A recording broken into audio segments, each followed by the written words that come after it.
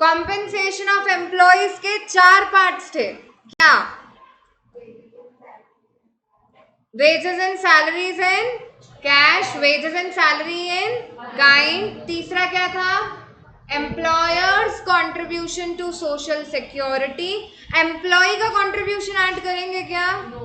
नहीं करेंगे। और चौथा क्या था? Retirement pension, old age pension add करना चाहिए क्या? नहीं करना चाहिए। दूसरा हिस्सा यार, second component of income method क्या था? Operating surplus. ऑपरेटिंग सरप्लस के 3 हिस्से थे, rent and royalty, second interest, third profit, ठीक है। और तीसरा कंपोनेंट था मिक्स्ड इनकम, ये हम कल देख चुके थे। अब इसमें एक चीज जो रह गई थी वो था कि अगर तुम्हें प्रॉफिट का वैल्यू डायरेक्टली नहीं दिया जाए इन द क्वेश्चन, तो तुम प्रॉफिट कैसे कैलकुलेट करोगे? तुम 3 चीजों को ऐड करके प्रॉफिट निकालोगे। सबसे पहला है कॉर्पोरेट टैक्स, दूसरा है कॉर्पोरेट सेविंग, जिसे तुम पॉपुलरली रिटेन्ड अर्निंग्स बोलते हो, 11th में पढ़ा होगा आई सपोज, ठीक है, या उसे बोला जाता है अनडिस्ट्रीब्यूटेड प्रॉफिट।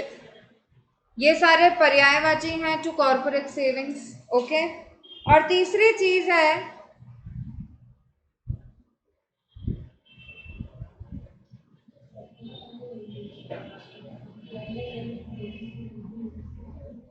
डिविडेंड या फिर डिस्ट्रीब्यूटेड प्रॉफिट। अगर तुम्हारी कोई कंपनी है जो 1 लाख का मुनाफा कमाती है, 1 लाख का प्रॉफिट अर्न करती है, I have sent the link यार,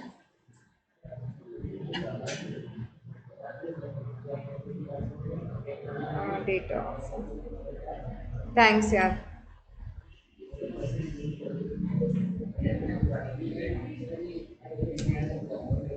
ओके ना, अगर तुम्हारी कोई कंपनी है जो 1 लाख का प्रॉफिट अर्न करती है, उस 1 लाख के प्रॉफिट में से सबसे पहले जो अपना हक मांगने आती है वो है गवर्नमेंट, ठीक है।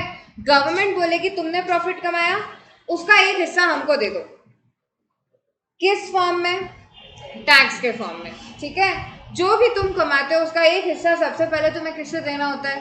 गवर्नमेंट को देना होता है। से फॉर एग्जाम्पल वो लोग तुमसे 20% का टैक्स कलेक्ट करते हैं, तो कितना टैक्स चला गया? 20,000।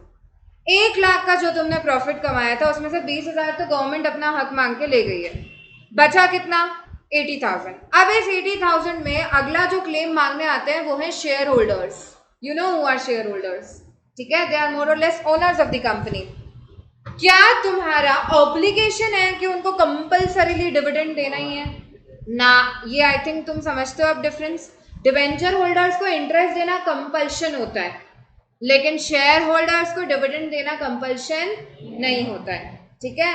हम फिर भी अज्यूम कर लेते हैं कि से फॉर एग्जाम्पल यार, जो 80,000 का प्रॉफिट अब तुम्हारे हाथ में बचा है उसका एक हिस्सा तुमने बांट दिया शेयर होल्डर्स को। जो शेयर होल्डर्स को प्रॉफिट का हिस्सा बांटा जाता है उसे क्या बोलते हैं? डिविडेंड बोलते हैं, ठीक है। से फॉर एग्जाम्पल तुमने डिविडेंड बांट दिया 30,000 का, अब तुम्हारे पास कितना बचा?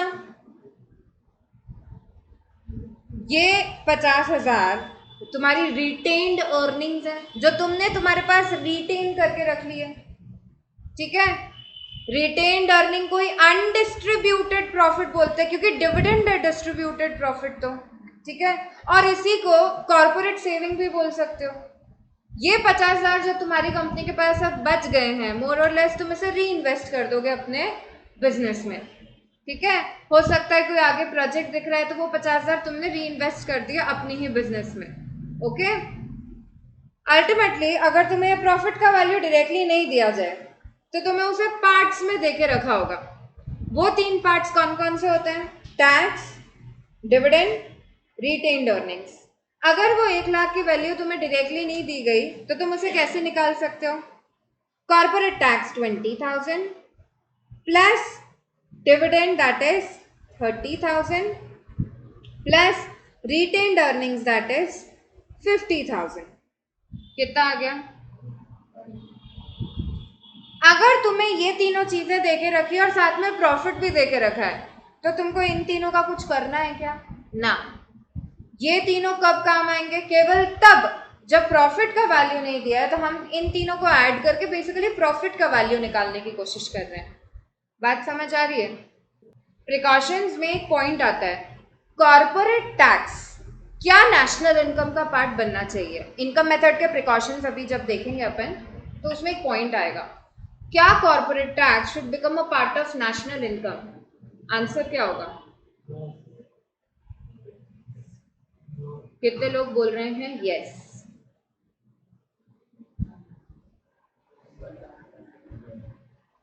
कितने लोग बोल रहे हैं नो? वाह यार, मतलब बाकी लोग कुछ नहीं बोल रहे क्योंकि वो कुछ सोच ही नहीं पा रहे। आई नीड आंसर, नहीं तो मैं इंडिविजुअली पूछूंगी। हाँ बताओ, कितने लोग बोल रहे हैं corporate tax should become a part of national income? Yes. How many of you are saying yes? Okay, and how many of you are saying no, it should not become a part of national income? Oh, the minority is correct. Answer is no. जिन लोगों ने no बोला है, क्या वो उसका reason सोच पा रहे हैं या कुछ बोलना चाहते हैं?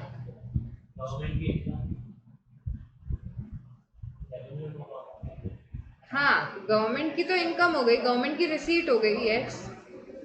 नहीं, लेकिन क्यों नहीं ऐड किया फिर हमने?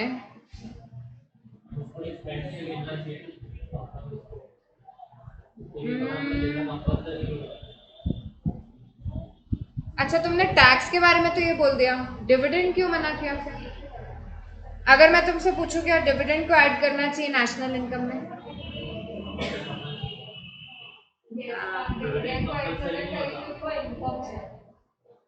Now listen, I need to clarify now. ठीक है? अच्छा listen, the answer is no. Again, मेरी बात अच्छे से समझो। अगर मैं तुम्हें बोल रही हूँ कि प्रॉफिट 1,00,000 रुपए ऐड हो गया है, तो मैं क्या अब ये 20,000 अलग से ऐड करूंगी? या ये 30,000 भी अलग से क्यों ऐड करूंगी? मैंने जब नेशनल इनकम निकाली तो मैंने ये प्रॉफिट पूरा 1,00,000 ले लिया मेरा। इसी प्रॉफिट के तो हिस्से है ना वो 20,000, फिर 30,000, फिर 50,000, तो उनको अलग से क्यों ऐड करेंगे अपन? नहीं, देखो, अगर एग्जाम में ये पूछा जाता है कि क्या corporate tax should become a part of national income, answer is no. और उसका पता है रीजन क्या आएगा? क्योंकि वो ऑलरेडी प्रॉफिट्स का पार्ट है। आप अपने प्रॉफिट का ही एक हिस्सा दे रहे हो ना गवर्नमेंट को, और डिविडेंड में भी इसलिए नो होगा क्योंकि वो ऑलरेडी आपके प्रॉफिट का हिस्सा है। कंपनी जो प्रॉफिट कमा रही है उसी का तो डिस्ट्रीब्यूशन चल रहा है, एक हिस्सा गवर्नमेंट ले गई, एक हिस्सा शेयर होल्डर्स ले गए, राइट?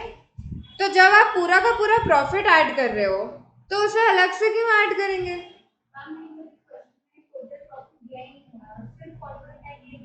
हाँ, तो लिसन, टोटल प्रॉफिट अगर नहीं दिया गया है तो कॉर्पोरेट टैक्स और ये डिविडेंड और फिर ये अनडिस्ट्रीब्यूटेड प्रॉफिट ऐड करके तुम निकाल क्या रहे हो? तुम बेसिकली प्रॉफिट का वैल्यू ही निकाल रहे हो। समझ रहे हो? Profit is an earned income by the company, उसका बांटना चल रहा है अभी तो बस, ठीक है? डिविडेंड के फॉर्म में हो या अनडिस्ट्रीब्यूटेड प्रॉफिट्स के फॉर्म में हो या फिर टैक्स के फॉर्म में हो, ठीक है? इन तीनों को अलग से ऐड करने की जरूरत नहीं है नेशनल इनकम के कैलकुलेशन के टाइम। इनफैक्ट कॉर्पोरेट टैक्स तो ट्रांसफर पेमेंट है। तुमने जो टैक्स भरा, ये 1,00,000 रुपए तुमने, तुम्हारी कंपनी ने कमाए थे, उसमें से 20,000 तुमने गवर्नमेंट को दे दिए। गवर्नमेंट ने कोई स्पेसिफिक सर्विस दी तुम्हें इसके लिए? क्या ये फैक्टर पेमेंट किया तुमने गवर्नमेंट को? ना, it's a compulsory payment, it's a one sided payment, इसलिए ये ट्रांसफर पेमेंट है। ऐसा होगा क्या, अरे यार ये कंपनी वाले अच्छे हैं यार, इन्हें 20,000 टैक्स भरा है, इनके है ना कंपनी के आगे रोड अच्छी कर दें, ऐसा कुछ होता है क्या? गवर्नमेंट वो पूरा टैक्स कलेक्ट करके सबके वेलफेयर के लिए अप्लाई कर देती है, वो अलग बात है, लेकिन तुम्हारे लिए कोई स्पेसिफिक सर्विस नहीं है इसके लिए। ठीक है, इट्स अ कंपलसरी पेमेंट, जो तुम्हारा प्रॉफिट है ना तुमको उसका एक हिस्सा देना ही पड़ेगा। ठीक है, सेलेब्स इतने ज़्यादा हैवी टैक्सेस भरते हैं और बहुत सारे लोग ऑलमोस्ट जीरो टैक्सेस भरते हैं। ठीक है, तो इसका ये मतलब तो नहीं है ना कि गवर्नमेंट उनके लिए बायस रहेगी, इनको नहीं देंगे यार कुछ भी, ऐसा नहीं होता है ना। Tax is a compulsory payment, और ध्यान रखना tax is a one sided payment. तो तुमसे कोई से भी टैक्स का उठा के पूछ ले, तुमसे पूछा जाए एंटरटेनमेंट टैक्स क्या नेशनल इनकम में ऐड होगा, आंसर इज नो। कोई सा भी टैक्स, यार गिफ्ट टैक्स ऐड होगा क्या, नो। और इसका एक ही कारण है, टैक्स हमेशा आप अपनी इनकम में से देते हो। जब आपकी पूरी पूरी इनकम ऑलरेडी ऐड हो रही है तो टैक्स अलग से क्यों ऐड करेंगे, टैक्स तो ट्रांसफर पेमेंट है। ठीक है, आई बात समझ में। प्रिकॉशंस पढ़ेंगे तो ये सारे पॉइंट्स मैं लिखवाऊंगी, बट ड्यूरिंग द फॉर्मूला ये आया था तो I thought to clarify. Am I clear? और ये पूरे कैलकुलेशन से कौन सी वैल्यू निकल के आएगी, एनडीपी और टेफसी किसका एग्रीगेट है, डोमेस्टिक इनकम का। क्लियर है? क्वेश्चन दो, क्वेश्चन लिखो यार।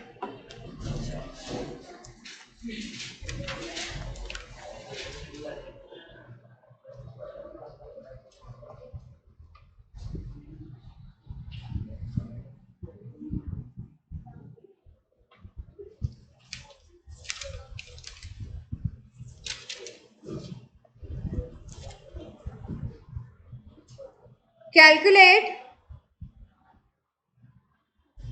net domestic income, gross domestic income, net national income.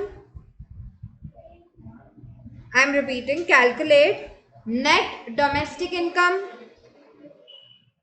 gross domestic income, net national income and net national income at market price.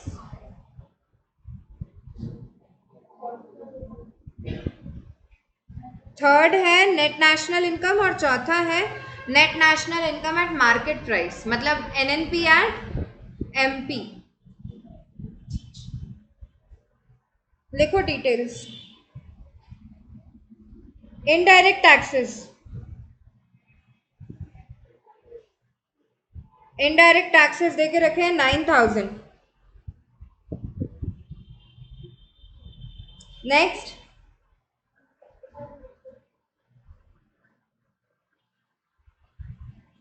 Subsidies 1800, depreciation 1700, mixed income 28,000, operating surplus 28,000, operating surplus 10,000, net factor income from abroad minus 300, compensation of employees 24,000,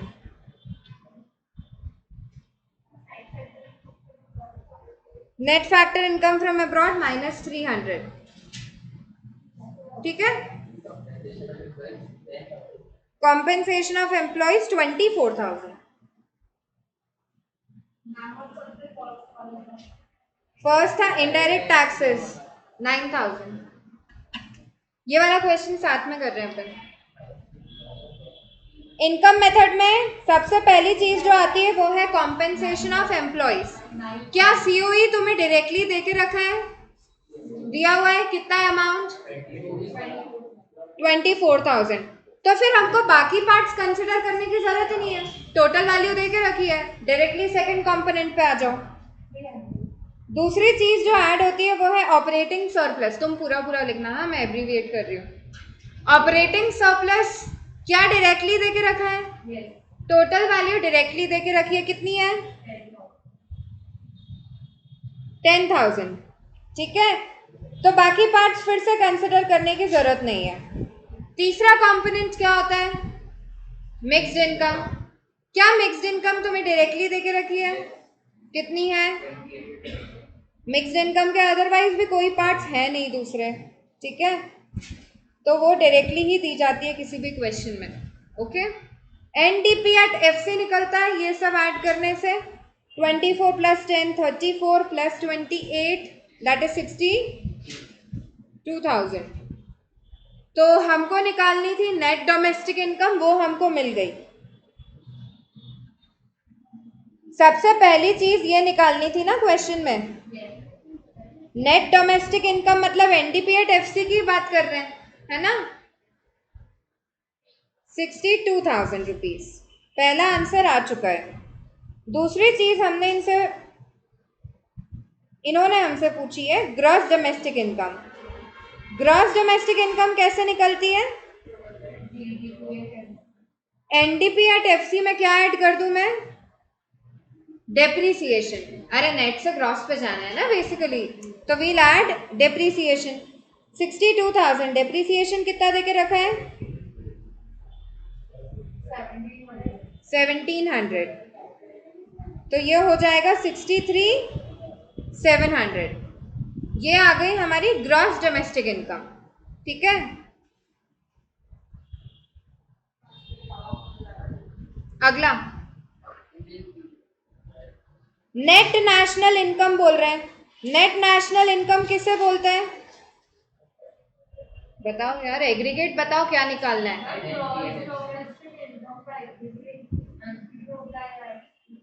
नहीं, domestic income बोला है ना यार, तो वो factor cost पे होगी हमेशा, है ना। अगर अगर ये सिर्फ नेशनल इनकम बोले तो वो भी हमेशा फैक्टर कॉस्ट पे होगी, ठीक है। ये लोग क्लैरिफाई कर देंगे, net domestic income at factor cost, sorry at market price, या net national income at market price. अगर इनको मार्केट प्राइस पे पूछना होगा ना तो दे विल क्लैरिफाई।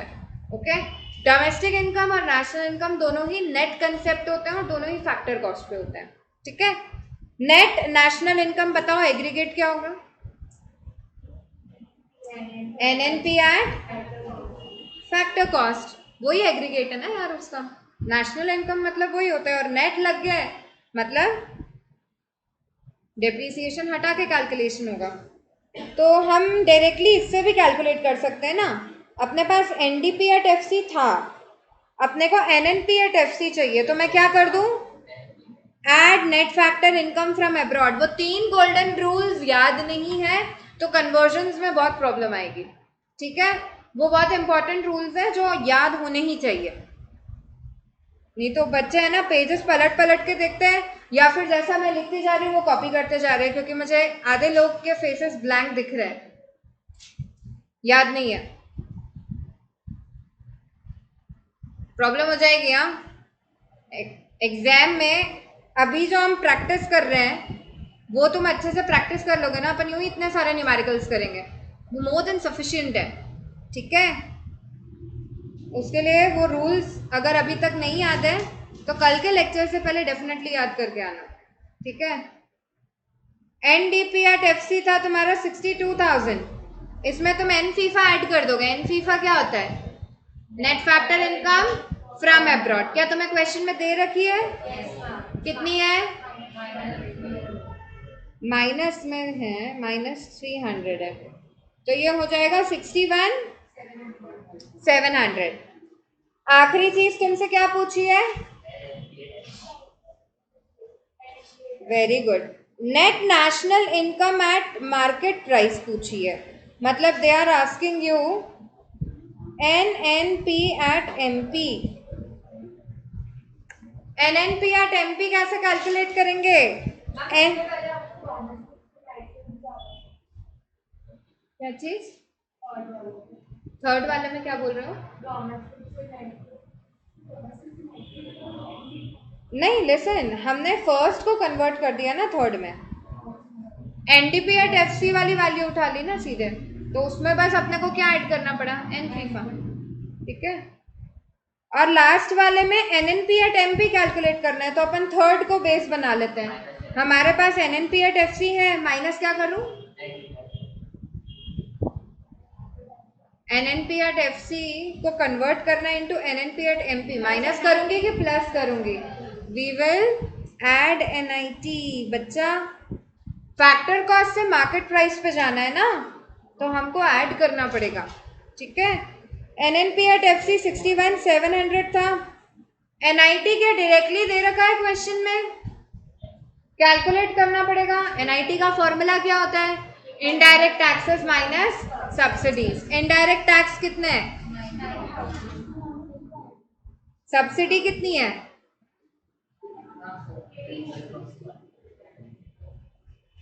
तो 61,700 प्लस 7,200 हो गया ये। This is 900, 68,900 right.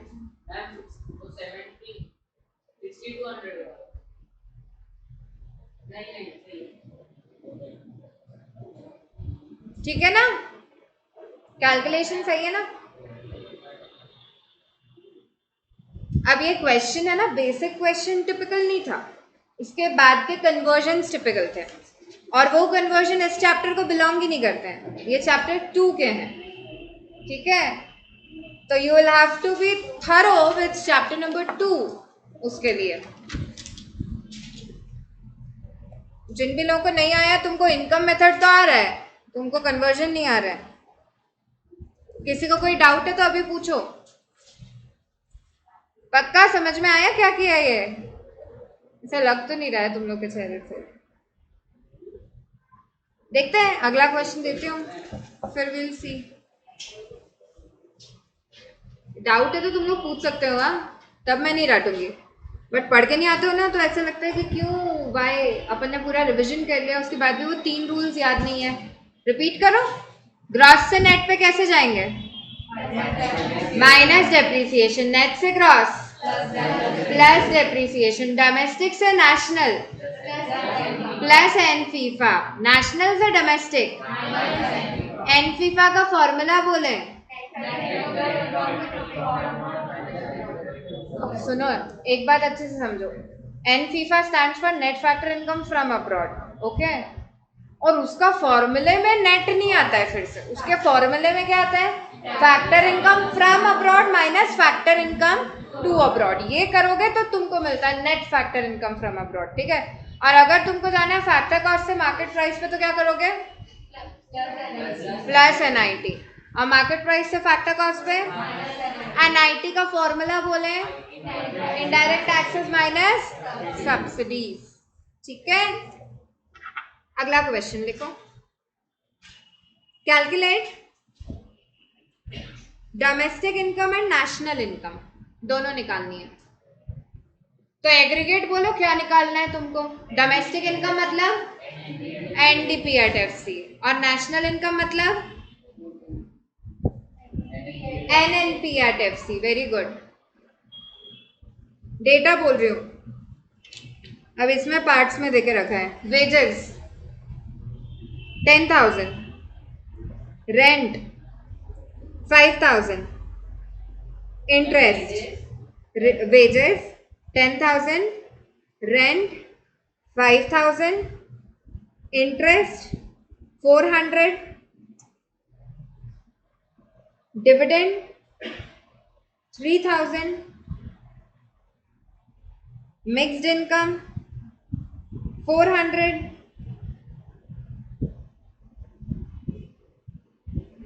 Undistributed profit 200,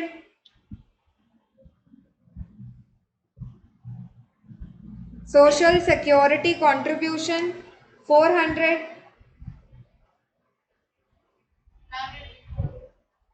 social security contribution 400। उससे पहले का भी करना है क्या रिपीट? कॉर्पोरेट प्रॉफिट टैक्स मतलब क्या है? ये कॉर्पोरेट टैक्स ही दे रहे हैं, है ना। Corporate profit tax 400, net factor income from abroad 1,000, net factor income from abroad 1,000। निकालो यार। एक और साथ में करें क्या? एक और साथ में करूंगी, फिर मैं जो क्वेश्चंस दूंगी वो तुम्हें इंडिपेंडेंटली करना है, ठीक है। सबसे पहली चीज होती है compensation of employees. Compensation of employees क्या तुम्हें डायरेक्टली देके रखा है? चेक करो क्या देके रखा है ना, इस क्वेश्चन में नहीं दिया हुआ है, तो भाई उसके पार्ट्स देके रखे होंगे, वेजेस एंड सैलरी। अब देखो जैसे मैंने तुम्हें वैल्यू एडेड मेथड में बोला था, उसमें है ना तुम्हें ट्रांजैक्शन बाय ट्रांजैक्शन चलना चाहिए, वही सबसे सही अप्रोच होती है। इसमें मैं तुम्हें सजेस्ट करूंगी इसमें ट्रांजैक्शन बाय ट्रांजैक्शन नहीं चल के फॉर्मेट बेस्ड चलना चाहिए, ठीक है। सबसे पहले सीओई लिख लो, सीओई का वैल्यू डायरेक्टली मिल रहा है तो बाकी चीजों के ऊपर ध्यान ही नहीं देना है, ओके। नहीं मिल रहा है तो फिर उसके पार्ट्स पे ध्यान दो। वेजेस एंड सैलरी देके रखा है क्या? कितना है? In cash and in kind अलग अलग देके रखा है क्या? नहीं। तो फिर दूसरे पार्ट पे आ जाओ, क्या तुम्हें रिटायरमेंट पेंशन देके रखा है? मैंने ऊपर नीचे कर दिया, एम्प्लॉयर्स कॉन्ट्री आएगा पहले, it doesn't matter how ever, ठीक है। बट तुमको जिस सीक्वेंस में मैंने लिखवाया है उस सीक्वेंस के हिसाब से एम्प्लॉयर्स कॉन्ट्री आता है। रिटायरमेंट पेंशन देके नहीं रखा है तो we are putting a blank.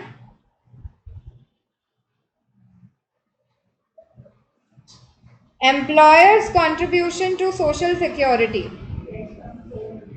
400 देके रखा है तो वो हमें ऐड करना है। सारे पार्ट्स कवर हो गए पहले वाले कंपोनेंट के। दूसरे पे आते हैं। दूसरा है ऑपरेटिंग सरप्लस। ऑपरेटिंग सरप्लस में क्या रेंट एंड रॉयल्टी की वैल्यू दी हुई है? रेंट देके रखा है 5000, इंटरेस्ट, इंटरेस्ट भी देके रखा है 400।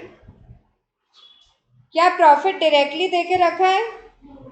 नहीं दिया हुआ है तो उसके भी हमको पार्ट्स कंसिडर करने पड़ेंगे। जो फॉर्मेट है ना यार उसमें चीजें रखते जाओ बस। इनकम मेथड सबसे इजी मेथड होता है। आई वुड सजेस्ट कि एग्जाम में ऑप्शन में आए ना value added method, expenditure method, income method, easiest of all is income, क्योंकि उसका फॉर्मेट याद हो जाए, उसके अलावा उसमें कुछ भी दिमाग नहीं लगाना होता और सब चीजें सिर्फ ऐड करनी है, कुछ भी माइनस नहीं होता है, राइट? ठीक है।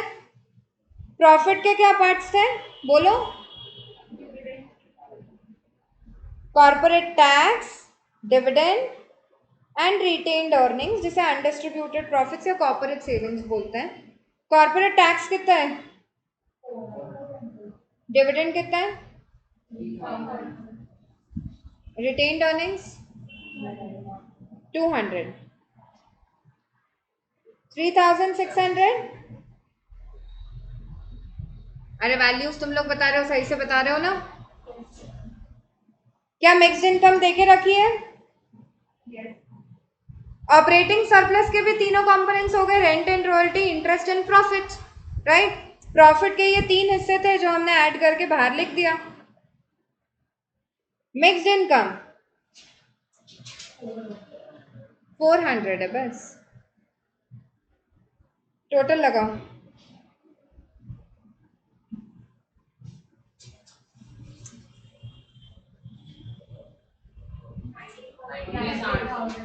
$19,800। क्या है ये? Very good, it is NDP at FC. तो क्या डोमेस्टिक इनकम का एग्रीगेट एनडीपी एट एफसी होता है? तो हमको पहला आंसर तो मिल गया यार। Domestic income that is NDP at FC equals to 19,800। National income निकालनी है यार। नेशनल इनकम का एग्रीगेट क्या होता है? N N P at F C. कैसे निकलेगी? Very good, NDP at F C में एन फीफा ऐड कर दोगे। Net factor income from abroad दिया है डायरेक्टली, देके रखा है, कितना है? 1000 है। तो कितना हो जाएगा हमारा नेशनल इनकम का वैल्यू? 20,800।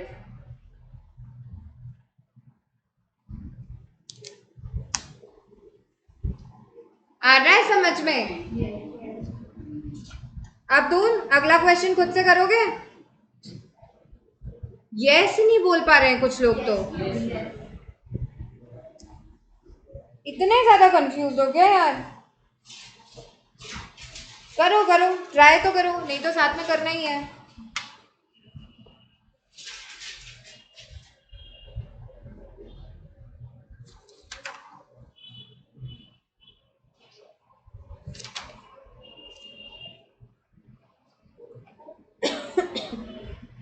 लिखो,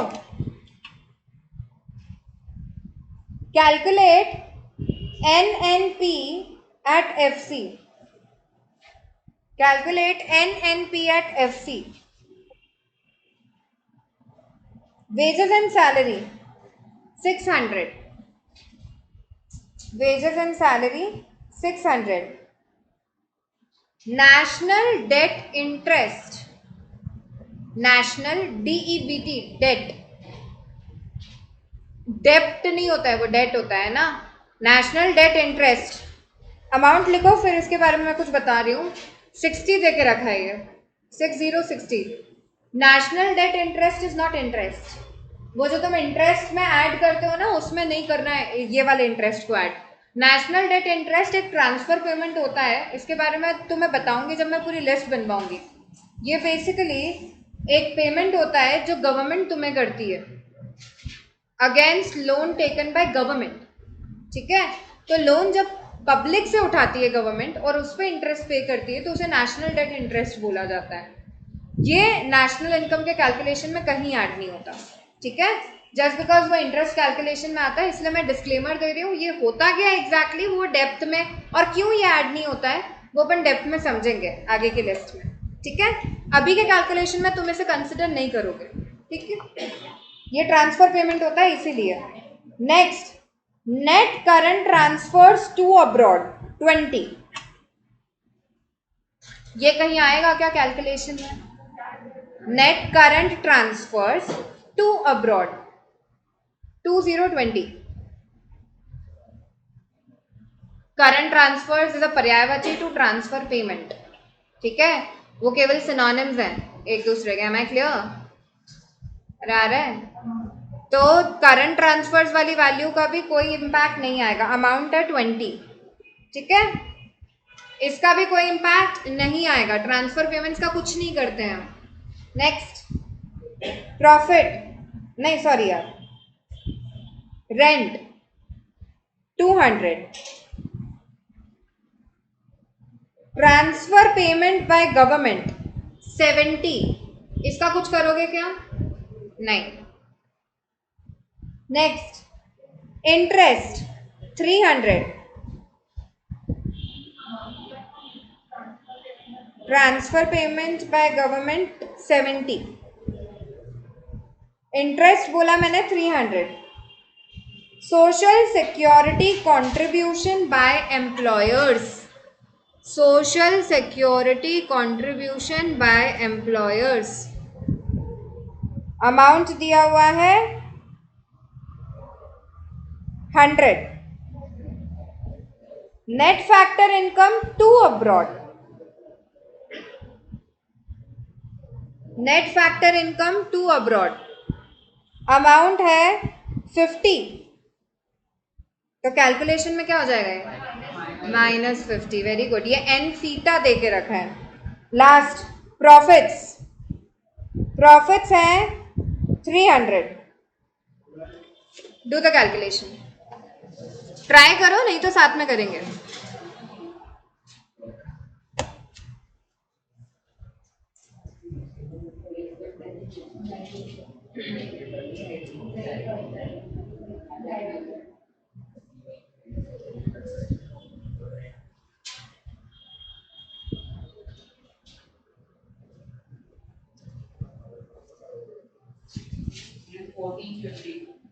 फोर्टीन फिफ्टी, वेरी गुड यार। एक ही वैल्यू निकालनी थी क्या इसमें?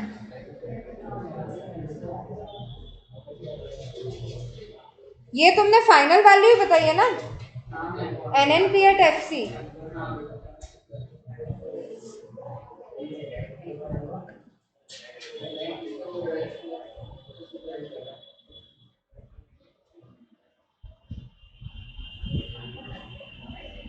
I am giving you a minute मोर. जो लोग भी कर रहे हैं फटाफट करो यार, स्पीड रखो प्लीज, नहीं तो साथ में करेंगे.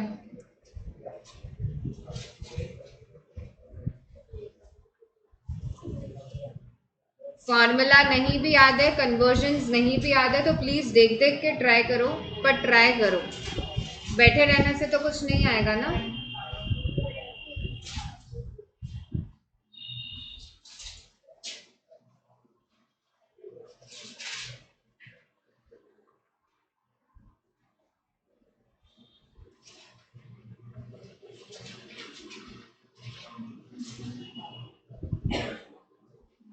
कितने लोगों का हो गया है? 1450 आंसर आ गया. वेरी गुड यार, very nice. Almost half of you have done. Good. Will start the question now. क्या सीओई तुम्हें डायरेक्टली देके रखा है? नहीं. वेजेस एंड सैलरी देके रखी है क्या? कितनी है? Social security contribution by employer देके रखा है? कितना? 100. रिटायरमेंट पेंशन है क्या? नहीं. दूसरे कंपोनेंट पे आते हैं. ऑपरेटिंग सरप्लस, रेंट कितना है? इंटरेस्ट, प्रॉफिट, डायरेक्टली दिया है प्रॉफिट. ठीक है. मिक्स्ड इनकम देके रखी है क्या? नहीं. बस इन सबको ऐड करना है. क्या आ रहा है ऐड करने पे? 1500 का एग्रीगेट क्या है? अपने को क्या चाहिए? तो क्या करूंगी? देखो, आई would suggest you, upon simple rule रखते हैं, हम एन फीटा को एन फीफा में कन्वर्ट कर देंगे. ठीक है, क्योंकि वो कंफ्यूजन नहीं हो जाए तुम्हें एंड मोमेंट पे. एन फीटा को डायरेक्टली उठाने के बजाय I am writing in the terms of N फीफा ओनली. ठीक है. डोमेस्टिक से नेशनल पे जाने के लिए एन फीफा क्या करते हो? प्लस. एन फीफा तुम्हें डायरेक्टली नहीं दिया है, तुम्हें एन फीटा दे के रखा है. Net factor income to abroad कितना है? 50. तो net factor income from abroad कितना होगा? ठीक है, वो हमें सिंपली ऐड करना है, तो आंसर आ जाएगा 1450. कितने लोगों का सही हो गया था? 1450. पूरा कैलकुलेशन सही हुआ. क्या हो गया इधर वाला सेक्शन? कहाँ गड़बड़ हुई? स्पीड में इशू आ रहा है? कंसेप्चुअली क्लियर है? पक्का? ठीक है. अगला क्वेश्चन दे दो. Last question for today. Practice तो खूब करनी है. ठीक है, लिखो. कैलकुलेट नेशनल इनकम मतलब क्या? अगेन एनएनपी और टेफसी बोल रहे हैं. Social security contribution bye employees 90. Social security contribution bye employees 9090. इसका कुछ करेंगे क्या? ऐड करेंगे. ये किसके थ्रू कंट्रीब्यूशन आया है? एम्प्लॉय के कंट्रीब्यूशन को ऐड नहीं करते हैं, केवल एम्प्लॉयर के कंट्रीब्यूशन को ऐड करते हैं. याद है ना? इसका कुछ नहीं होगा. अगला, wages and salary 90. Wages and salary 800. Net current transfers to abroad -30. Net current transfers to abroad -30. ये सारी जो ये रैंडम वैल्यूज देके रखते हैं ना, जस्ट टू कंफ्यूज यू. ठीक है, फॉर्मेट में कहीं नहीं आता है ना, डोंट गेट कंफ्यूज. ये कहीं भी नहीं आएगा. नेट करंट ट्रांसफर्स का, net current transfers to abroad -30. Rent and royalty 300. अगला है rent and royalty 300. Net factor income to abroad net factor income to abroad 50. Next, social security contribution by employers. Social security contribution by employers 100. Value है 100. क्या ये add होगा? Yes, ये add होगा. COE का part है ये. नेक्स्ट, सीओई मतलब compensation of employees. Okay. Profit अगला वैल्यू है. प्रॉफिट देके रखा है 500. इंटरेस्ट देके रखा है 400. कंजम्पशन ऑफ फिक्स्ड कैपिटल मतलब डेप्रिसिएशन. डेप्रिसिएशन दिया हुआ है तुम्हें 200. Net indirect taxes. Net indirect taxes मतलब NIT 250. Do the calculation. 250. NIT है 250.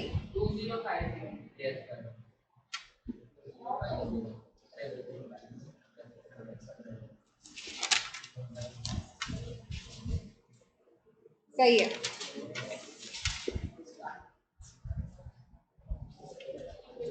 Wire very good speed.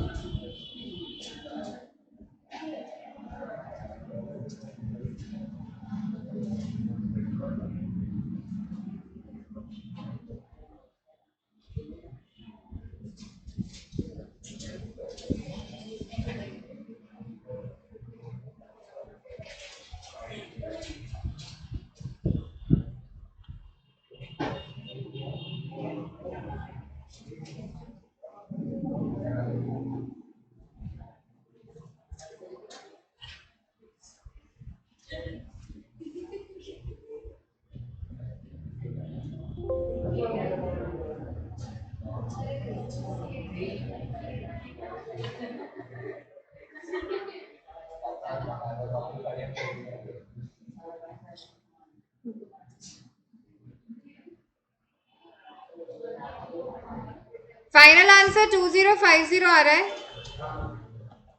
ठीक है. कितने लोगों का आ गया है? अगेन वही लोग यार. इधर क्या हो क्या रहा है? सेम फेसेस जिनके आंसर आए.